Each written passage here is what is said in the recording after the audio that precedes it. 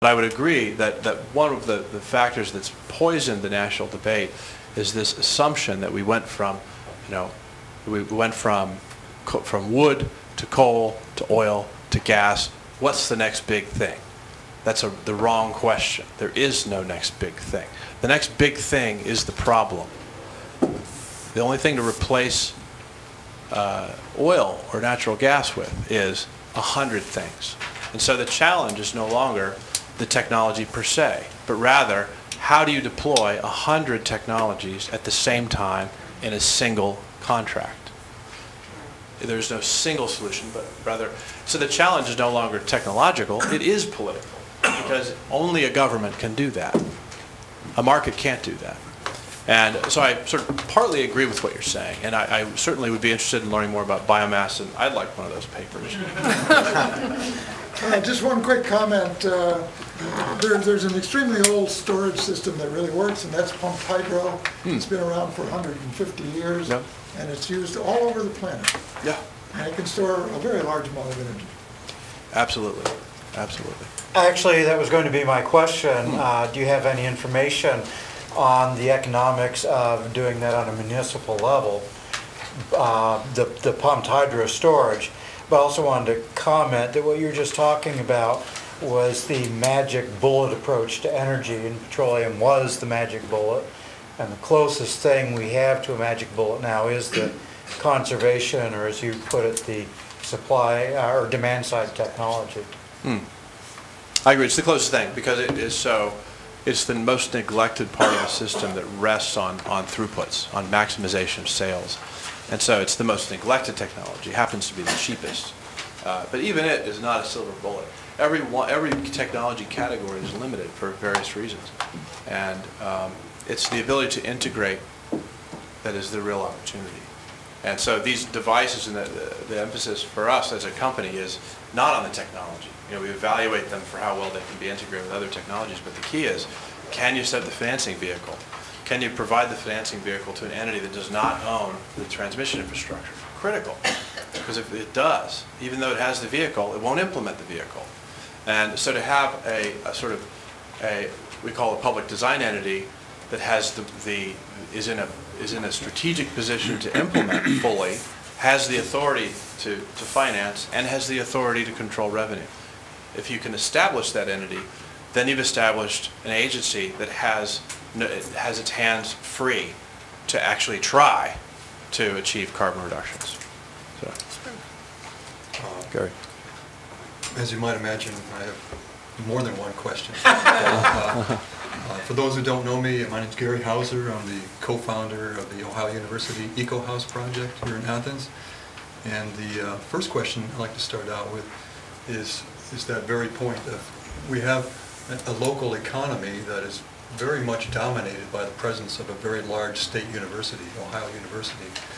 And it seems to me it would be a key component of putting together a successful community choice aggregation plan in Athens would be to find some way for the city of Athens to really work out a strong cooperative relationship with the university.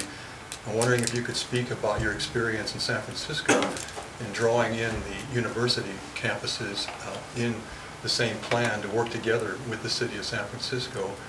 The second question is, a lot of people talk about energy efficiency as being what's called the low-hanging fruit. And could you also go into more particulars on how the CCA in San Francisco is going to provide leadership to moving the city's consumption of electricity downward through implementing energy efficiency programs? Third question, could you, and I know you can probably go through these fairly rapidly, but the third one is, could you just lead us, like to make this process more tangible to us here in Athens, could you lead us through the immediate next steps that the city of Athens would need to take if it wanted to move further in this kind of direction, tangible next steps? Okay. On the university question, yes, we have core to the university. Large energy users are very important to aggregations, not only because of their volume, but because of the load pattern, the energy usage pattern. the load profile of a community determines the cost of its power.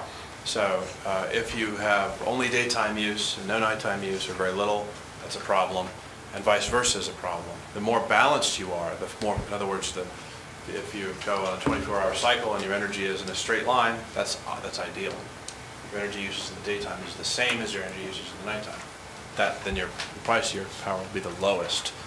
And so the need to have nighttime energy users and daytime energy users combined into the aggregation will improve your economics and make it more feasible.